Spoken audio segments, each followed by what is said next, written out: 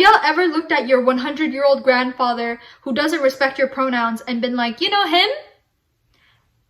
He could fall in love with someone who's 18 years old.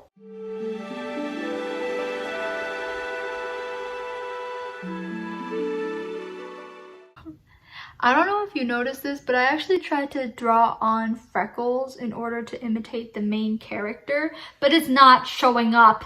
So it just looks like I just did not do my makeup right. But anyways, these are supposed to be freckles. So I read Spin the Dawn by Elizabeth Lim. Elizabeth Im. I'm not sure how the L is pronounced. And I had originally had this book for a while. It's been sitting on my shelf for like a good minute, but I never got the chance to read it because on account of how busy I am, of course. So I never got the chance to read it, but I decided to for this month, and I have some things to say. So just a disclaimer, if you're not into spoilers, this is not the video for you, because I'm about to spoil like this is somebody else's business. So our book begins with Maia Tamarin. She is the youngest out of 4 kids. She has 3 older brothers, Finlay, Sendo, and Keaton, and their father is a master tailor. She is the only one out of all of her siblings who really has like an aptitude for tailoring. She is, I think like the book said like she knew how to cross stitch before she even walked, or like, and like she knew how to sew in a straight line before she could talk and stuff, which is like, why is a baby going near a needle, right? That's weird. She is the only one out of her siblings who actually has an aptitude for tailoring, so she helps out her dad every now and then, but like nobody really gives her credit for it because she's a girl, etc, etc. Anyways, fast forward, her mom passes away. So her father falls into alcoholism. Alcoholism requires funds in order to fund the addiction. So the family business falls under hard times, and the father's own craft, the quality is something else for sure. It gets worse. So they have to move to a poorer neighborhood. They move to a poorer neighborhood, and then disaster strikes again in the form of a 5 years war. The 5 years war is a war between the emperor and the imperial general, also called the shansen. Basically, the emperor changed guards, I guess. Like there was like a new emperor that came to power, but the general shansen guy was like, well, his name's not shansen. His title is though. He basically is like, I don't want to serve you. So they fight. That happened for 5 years, and her 2 older brothers, Sendo and Finlay, were drafted in the war, whereas her 3rd eldest brother, Keaton, he willingly joined the war in order to bring the 2nd eldest home after their eldest passed away.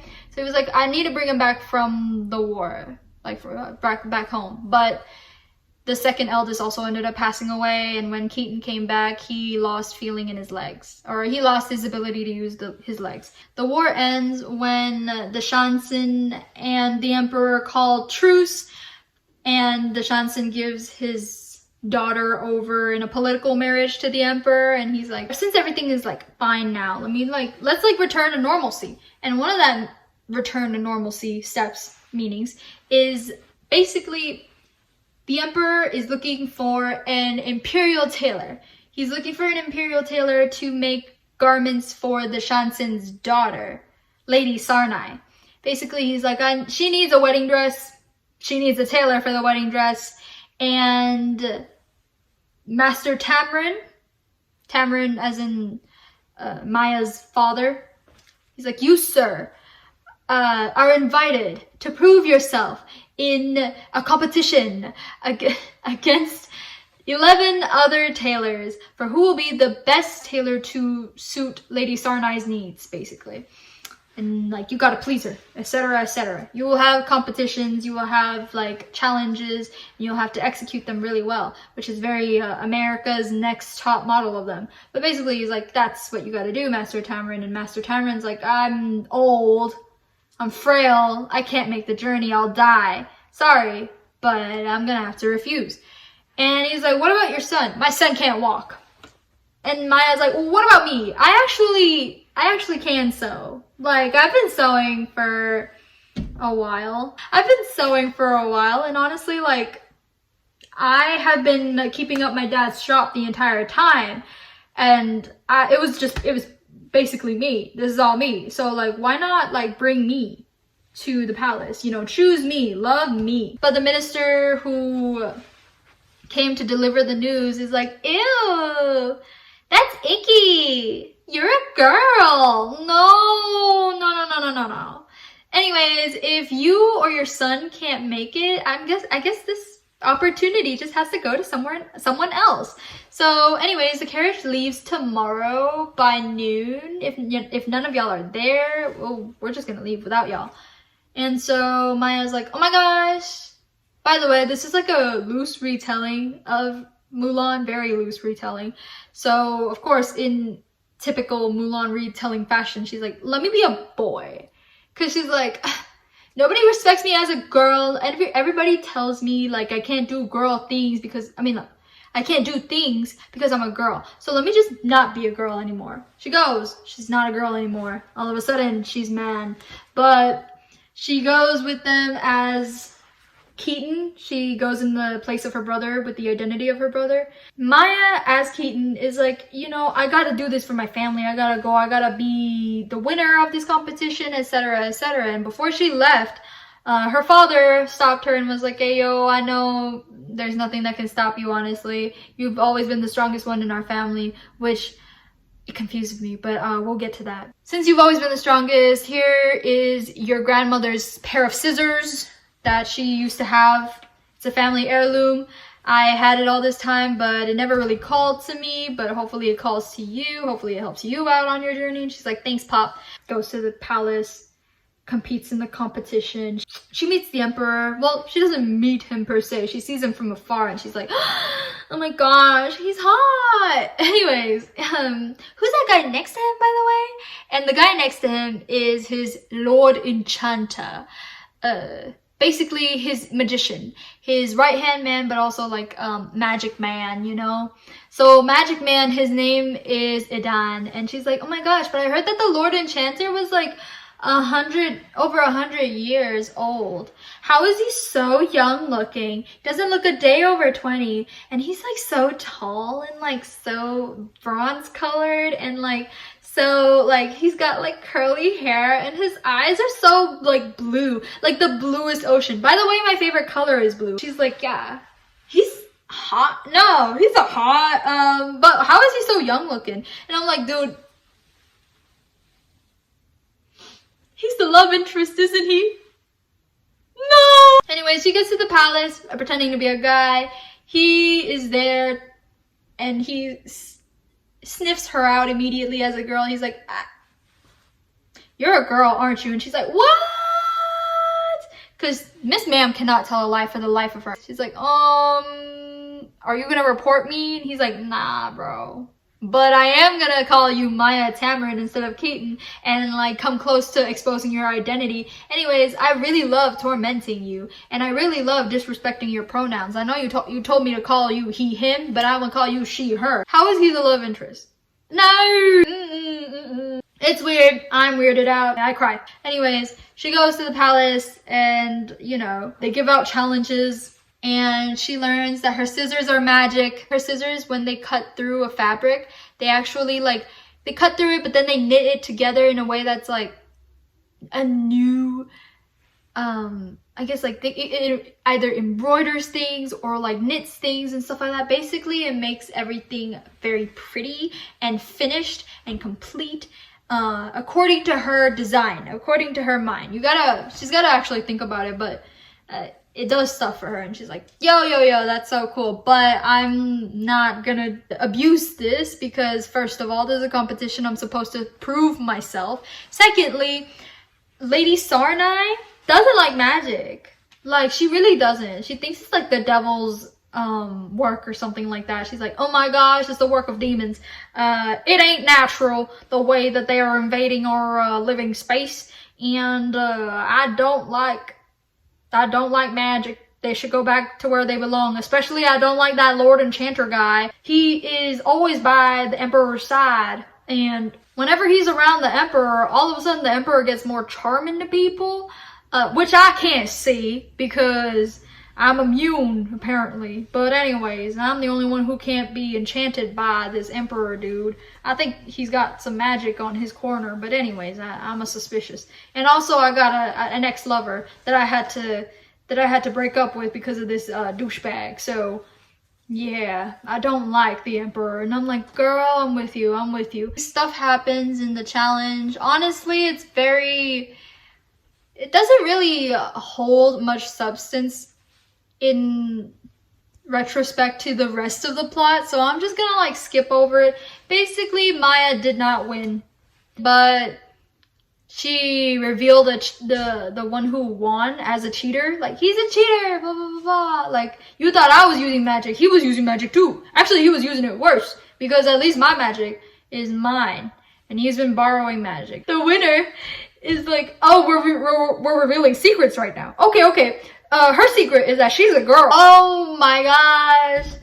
She's a girl. Oh my gosh. She gotta die now. But then like Edan is like, you know, I've kind of like grown fond of this girl. So like, hey, Emperor dude, like, why not kill her? She could prove useful. She's got magic in her. Like, look at her scissors. And the Emperor is like, okay. And I'll ask Edan to erase the memories of the people who knew you as a girl so that nobody knows your secret. You can serve Lady Sarnai as the imperial tailor, etc., etc. You won. So she's like, thanks. Anyways, she serves Lady Sarnai, and Lady Sarnai is like, still trying to postpone the wedding because she hates the Emperor. And honestly, me too. So she's like, I can't have a wedding without the 3 legendary dresses of the goddess Amana. Basically, she wants 3 wedding dresses. Well, 3 dresses. But these are not ordinary dresses because they are the dresses of legends of old. They are said to be made of Amana's children. That sounds scary. I promise it's not that scary. The first dress is made out of the laughter of the sun. The second dress is made out of the tears of the moon. And the third dress is made out of the blood of the stars. And like, when I tell you it's been hammered in my head for so long, she's like, can you make those dresses for me? Those 3 dresses? I know it's impossible, actually. And I know that people have died trying. But, I want that. Maia goes on the journey to find the ingredients to make the dress, and Edan accompanies her against the will of the Emperor. He kind of sneaks out with her, and he's like, yeah, I'm not actually supposed to be here. But he helps her along the way. They find love. Finally, she makes the dresses. Oh me, oh my. Some weird soul exchange thing happens because Maia gets caught by a demon on the Isle of the Forgotten while she was trying to collect the blood of stars. Anyways, a demon caught her, took a part of her soul, and was like, hey yo, I'm gonna come back to finish you off. And Edan was like, no, but I love her. So he's like, you know what, like, why not trade her soul for mine? And she's like, no, why would you do that, etc., etc. They come back home. They made the dresses, but they're not happy. And she's like, oh my gosh, there's got to be another way. There is. She wears one of Amana's dresses that she finishes, the dress for the blood of stars, obviously, because that's her favorite. She dresses up and she's like, hey yo, Amana, can you like please grant me a favor since I made your dresses? And Amana was like, okay, I can grant you a favor. What would you like? And she's basically like, could you like set him free from, set him as in like my guy Edan free from all his enchanter services, because apparently enchanters, they're like magical magicians, great renown, could do anything with magic, blah blah blah blah. But the thing is, they're actually the genies of this world. They can do all that with magic, but they are bound to a master, and he still has to serve his sentence, I guess, to a master. And also he has that whole exchange thing with the demon. But he was like, but if he were to stop becoming an enchanter, if he were to like be freed of that, he would no longer also be bound to the demon's contract, promise, etc. She's like, could you please like release him? And Amana was like, yeah, I got you, but like it's gonna be a price though. And she's like, I got that, I understand. And so she's like, okay. And so Adan is released. He's human now. But in exchange for his freedom, the demon comes a knocking for Maia, and basically she becomes a demon herself, and that's how the book ends. Yeah, I'm about to talk about it now. So some thoughts I've had about this book. Spin the Dawn is very much a YA book in the way that it knows its genre, it knows the conventions of its genre, and it does its best to execute and hit all those points, all those story beats to a T, to its own detriment, in fact, because of the fact that like you cannot be surprised by a lot of the stuff that happens, because again, like you are expecting it because of how overdone some of the tropes within this book are. I think if this were read by somebody who is like younger YA, but also somebody who is not familiar with the conventions of YA, that would be a good book for them. And honestly, this is also like a very easy read, faster paced, so it's easier to kind of like zip through if you're bored or anything like that. There were parts of this book that I did like. I'm not gonna lie. I did like the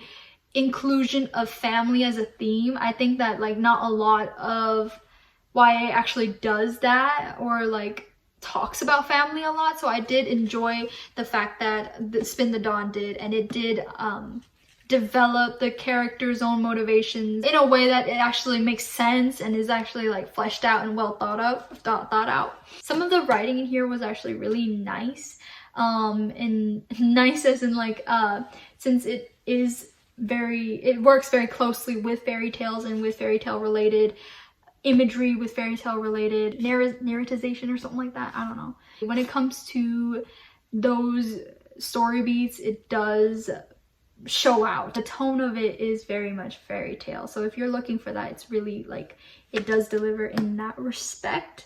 There is a lot of also references to different fairy tales, but like it's really like in a way that's kind of clever, I guess. It's in a way that remains true to the original without being the like exact carbon copy. Also, since the main character is a tailor, you get to see the world the way she sees it. She's actually a consistent character in the way that she describes clothing, in the way that she like looks at clothing before she looks at people. She's very much has that attention to detail. She actually describes what she's doing. She actually describes those details within a person's clothing, within a person's own garments and stuff like that, in a way that is faithful to her character. The beginning I like the best because, okay, so this book has a type of writing style where it's very direct, very straightforward, and it's very fast-paced. Honestly, it leaves no room for sitting too long. You're constantly moving, constantly doing stuff, and I think it's because this book felt more like 2 different books in one, maybe even 3 books, honestly. It felt like multiple books being like smushed into one. It had to move along quickly for all those other plots to develop, so it really did feel like the writing was very straightforward. And in the beginning, it felt kind of jarring because of the way that the backstory of the main character was given like exposition, and very info dumpy exposition. But towards the beginning, when I started getting into the rhythm of the writing, it kind of grew on me in a way that it reminded me of Amy Tan's The Joy Luck Club, in the way it's very character centric, and also the way that it's very much about like family dynamics. There were some moments where the writing did pause and focus on like very specific details, very specific events in the past that you got to pause with the character. You got to pause and ruminate on and take that time. Moving on to the characters themselves. It's rough. The characters and their character motivations, I could not understand sometimes, because there were moments where the character would think something or do something or say something that literally had no business being said or thought of by the character. It was just there to drive the plot, to motivate the plot in some way. For example, towards the beginning, when Maia is first introduced, you are first introduced to her as, yes, she's like a really amazing tailor, but she's also very conservative. She's in a conservative family. She grows up with gender norms. She's very adherent to those gender norms. She's the obedient Asian daughter. Her name itself also means obedience, so she's very much mired within the society. But then as soon as opportunity comes knocking, she's like, oh, but I gotta be a boy now. And that's it kind of feels far-fetched to me. It kind of felt like a conclusion that was never explained. Like, why would she think this? Why would she think to dress up as a man when she could get killed? She could get her family killed as well for lying to the emperor and committing treason. Like, or at least not killed, at the very least, she could ruin her family name, and then her family would be left destitute and unable to make business anywhere else or trusted by anyone else. So like, why was she thinking this is like the best path? I know, like, because it's a loose Mulan retelling that we needed to have that, but there should have been more build up to her, leading up to her thinking that way. Honestly, I think her thinking of changing herself and becoming a man and like putting on the mantle, I think that should have been at least half of the book, because of the way that is an entire paradigm shift for a person, and she would have had to have at least like prepared for that, or mentally, and gone through her own self-discovery journey. And in that way, you could be introspective with the character in a way that's not limited to the character. You know, you could also think about what this means in the setting of the culture, in the setting of the society that this is based off of. It should have been kind of worked towards, but it never did get that build up. And you see that oftentimes throughout these other characters as well. Like, there was this one point where the emperor was saying how, like, when he found out that she was a girl, he was like, ah, that makes sense. I mean, you always look kind of strange. Like, your eyes were always kind of different from the rest or something like that. But the thing is, he has never exchanged a word with her in private. The only time he's ever spoken to her was in the context of the competition, when he was like, oh, by the way, you got to do this by this deadline. Like, he's never actually had a one-on-one meaningful conversation with her. How was he supposed to know that she had something different in her eye? Or in another case, when he thought that she was still a boy, he was like, you know, that Master Tamarin kid, he reminds me of myself when I was younger, you know, like trying hard to prove myself and stuff like that. Which, I mean, I guess you can see, but at the same time, like, how do you know? You just see a person and you're like, you know, I see them looking down. I see them with their head bowed. That person, I can tell everything about their family life, everything about their childhood trauma. Like, I can do that because all of a sudden I can. I don't know, bro. I feel like he should not have paid as much attention to her as he did, considering the fact that he only saw her once or twice. There are moments where there's like a safer option than what she's doing. Like, for example, like, one of the competitors, his name is Master Longhai, he basically walks up to her and is like, hey, you should quit this competition because it's really dangerous. Like, there's a saboteur that was out sabotaging people's works during the competition, and he was like, you know, like, this guy will not stop at nothing, so you should probably like drop out of this competition too. I'm dropping out of this competition, and I would love to take you on as an apprentice. He's no one to like scoff at either. He's a master for a reason, and her being his apprentice would have been like, oh my gosh, like, she would have learned his craft, and also like it would have helped her avoid these like palace intrigue risks, and also the risk of being discovered as a girl and like dying in the palace because of treason for lying to the emperor. However, she decided not to do that, and she cited the reason being that she didn't want the the saboteur, whatever, to win the competition. And like she's like, it's just not fair, and also I want to be acknowledged as the best tailor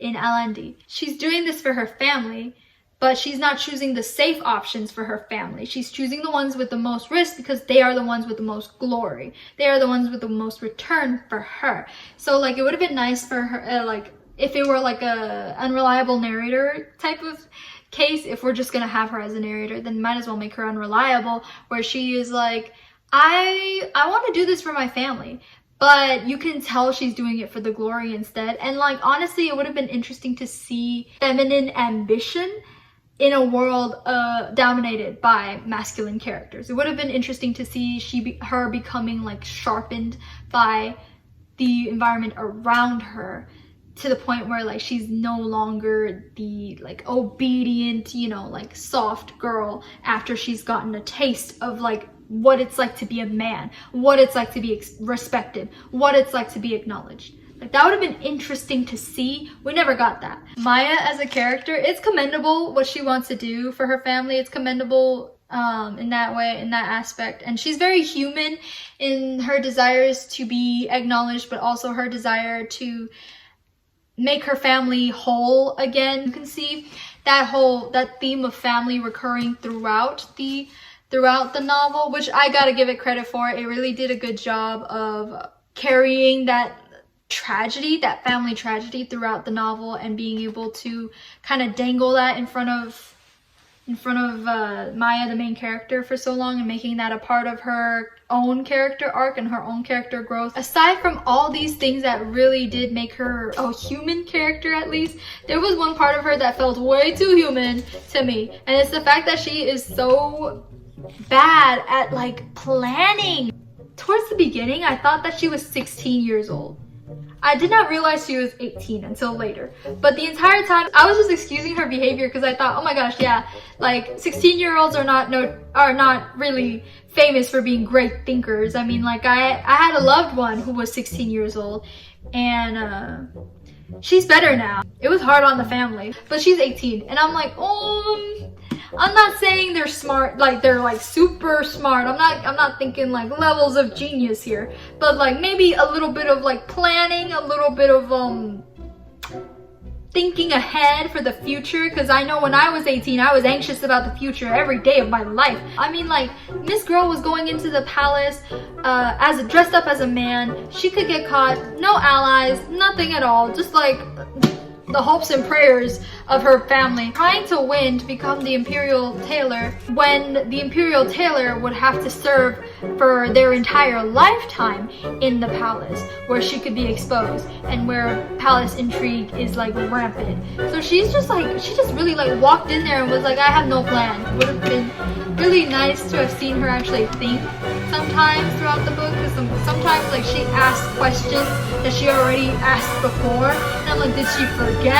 Or girly pop, how do you know she's gonna grant you a wish if you wore her dress? Why are you out here exposing yourself for the off chance that you may be able to speak to Amana? And how did you know that you would be able to speak to Amana? Like, please think sometime. She does not have the wherewithal to think for herself. Oh my gosh, girl, I thought you were 16. She got no critical thinking skills. I don't know much about the world. Fine, you don't know much about the world, but you should at least have a brain. Like, half the time. But honestly, that could be a good thing too, because you're breaking Asian stereotypes. We got a dumb Asian. So like, a happy AAPI month, I guess. All that to say, I know I've said a lot about this book, and I know it's been like bad things, but actually it does do a pretty good job of depicting the parts that matter. It does do a good job of that, and it does know what it's doing. It does have a plan in mind. I think the author does have potential for writing a good story. You can tell by her tone, you can tell by her prose, it's very well thought out. But again, it's just the structure itself is kind of cliche. It's very elementary. Yeah.